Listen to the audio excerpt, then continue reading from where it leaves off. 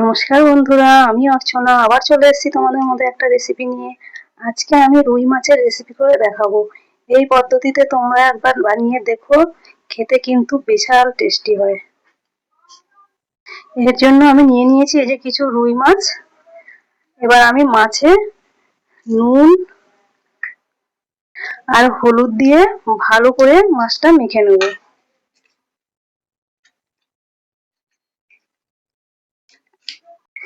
এই মাছে আমি খুব ভালো করে নুন হলুদ মেখে নিয়েছি।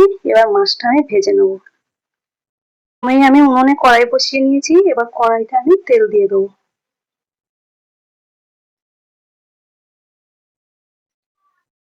তেলটা খুব ভালো করে গরম হয়ে গেছে। এবার আমি এই মাছগুলো এর মধ্যে দিয়ে দেবো।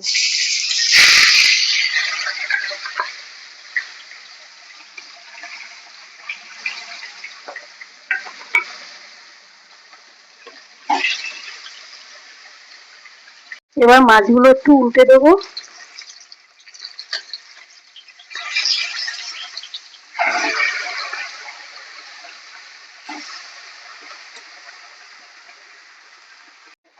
এই মাছগুলো একদম লাল লাল করে ভাজা হয়ে গেছে। এবার নামিয়ে নেবো।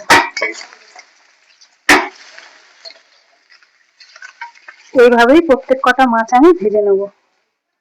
এই সব মাছগুলো আমার ভাজা হয়ে গেছে। এবার আমি মাছগুলো নামিয়ে নেব। এই তেলের মধ্যেই আর একটু তেল দিয়ে দেবো। এবার দিয়ে দেবো কিছু জিরে আর তেজপাতা।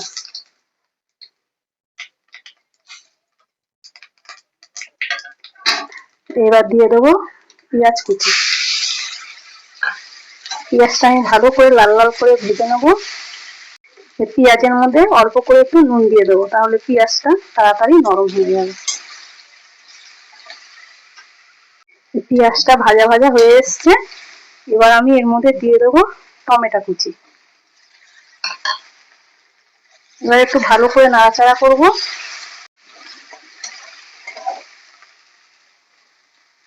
এবার দিয়ে দেবো এর মধ্যে কাঁচা লঙ্কা বাটা।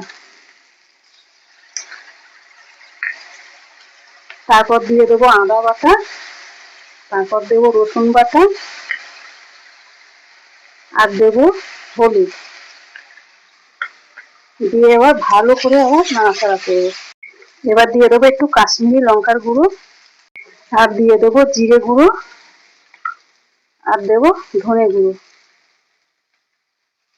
এবার এর মধ্যে অল্প করে একটু জল দেবো, দিয়ে এবার ভালো করে নাড়াচাড়া করবো। এবার মশলাটা ভালো করে কষাবো। বন্ধুরা, রেসিপিটা দেখার পর যদি ভালো লাগে একটা লাইক শেয়ার করে দিও। আরো রেসিপি দেখার জন্য আমার চ্যানেলটা সাবস্ক্রাইব করে আমার পাশে থাকার অনুরোধ রইল। মশলাটা আমার খুব ভালো মতো কষানো হয়ে গেছে। এই যে তেল ছেড়ে এসছে মশলার থেকে। এইবার আমি জল দিয়ে দেবো, পরিমাণ মতো জল দেবো, যাতে মাছটা মাখা মাখা হয়, গা মাখা গা মাখা ভাব হয়। আমি পরিমাণ মতো নুন দিয়ে দেবো।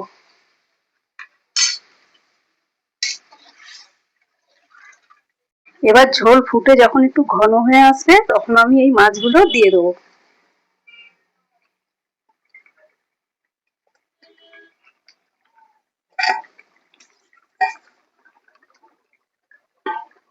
এবার ঝোলটা একটু ফুটবে। এবার দিয়ে দেবো একটু গরম মশলার গুঁড়ো।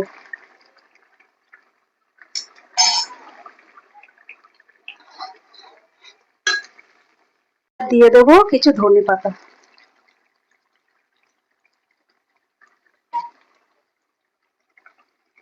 এই হয়েই গেছে বন্ধুরা রুই মাছের রেসিপি। এইভাবে তোমরা একবার বানিয়ে খেয়ে দেখতে পারো। এই যে বন্ধুরা, রেডি হয়ে গেছে রুই মাছের রেসিপি। তোমরা একবার এইভাবে বাড়িতে বানিয়ে খেয়ে দেখো, বিশাল টেস্টি।